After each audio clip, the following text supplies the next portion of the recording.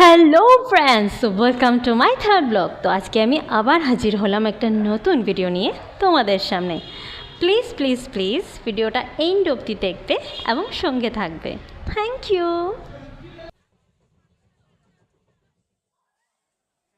তারপর তোমরা দেখতেই পাচ্ছ আমরা আস্তে আস্তে ছেড়ে গেলাম আমাদের আগরতলার বাধারঘাট স্থিত রেলওয়ে স্টেশনকে। তারপর আস্তে আস্তে এগিয়ে গেলাম আমাদের গন্তব্যের দিকে। আর যখন চ্যানেলের মধ্যে দিয়ে ট্রেনটা ঢুকে এই মুহূর্তটা আমি সত্যি খুব এনজয় করি। মনে হয় যেন আমি একটা পাহাড়ের মধ্যে দিয়ে পাহাড়ের গভীরতা কতটুকু ওইটা অনুভব করছি। আর তোমরা দেখতেই পাচ্ছ তারপর আমরা ধীরে ধীরে এগিয়ে গেলাম আমাদের নর্থ ইস্টের 7 সিস্টার্স, যে 7টা রাজ্যের যে সৌন্দর্য, মানে একসাথে যদি কেউ ওইটা নিতে চায়, সত্যি তোমরা প্লিজ চলে এসো আমাদের নর্থ ইস্টের 7 সিস্টার্স এ ঘুরে দেখবে। সত্যি বলছি, কখনো ভুলতে পারবে না। তারপর মেঘে ঘেরা এই পাহাড়গুলো যেন মেঘের চাদরে ওরা ঘুমিয়ে আছে। সত্যি চোখের সামনে যদি কেউ না দেখে না, কেউ কোনো দিন বিশ্বাস করবে না। সবাই খুব এনজয় করছিল এই দৃশ্যগুলো, কেউ ক্যামেরাতে, কেউ মোবাইলে বন্দি করে রাখতে চাইছিল। তারপরে ট্রেনটা এঁকে বেঁকে পাহাড়ি রাস্তা দিয়ে আস্তে আস্তে সামনের দিকে এগিয়ে যাচ্ছিল। আমার তো খুবই ভালো লেগেছে, জানি না তোমাদের কার কেমন লাগে। তারপর আমরা চলে এলাম হাফলংয়ের স্টেশনে। তারপর আস্তে আস্তে সন্ধ্যা নেমে এলো, সন্ধ্যার আকাশটাও খুব মায়াবী ছিল, স্টেশনের লাইটগুলো জ্বলছিল। আর রাতের আকাশ সত্যি খুব অন্যরকম, রহস্যঘন হয়।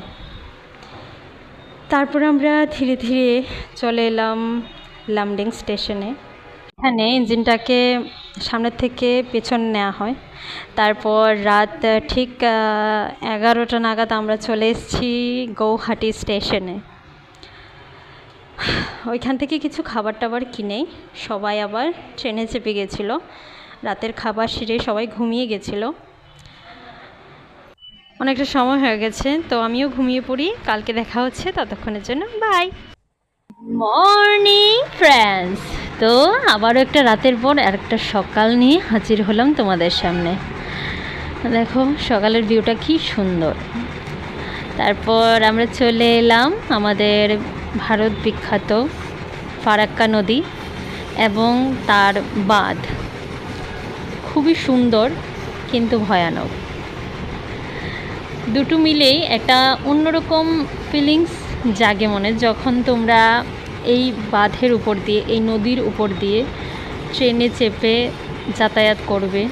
সত্যি বলছি, আমি পার্সোনাল ফিলিংস থেকে বলছি, তোমরাও যখনই এই বাঁধ ক্রস করবে, এই নদী ক্রস করবে, বুকের ভেতর একটা অজানা ভয় আবার ভালো লাগা কাজ করবে, একসাথে দুটোই। তোমরা দেখতেই পাচ্ছ নিচে বাঁধের জল কিভাবে বেয়ে আসছিল, খুবই সুন্দর দৃশ্য। তারপর আমরা চলে এসেছি আমাদের গন্তব্য বোলপুর শান্তিনিকেতন স্টেশনে। আমাদের যাত্রা তোমাদের সাথে এটু পর্যন্তই ছিল। যদি ভিডিওটা ভালো লেগে থাকে please like, share and comment করে দিও। দেখা হচ্ছে পরবর্তী ভিডিওতে, ততক্ষণের জন্য লাভ ইউ অ্যান্ড টাটা।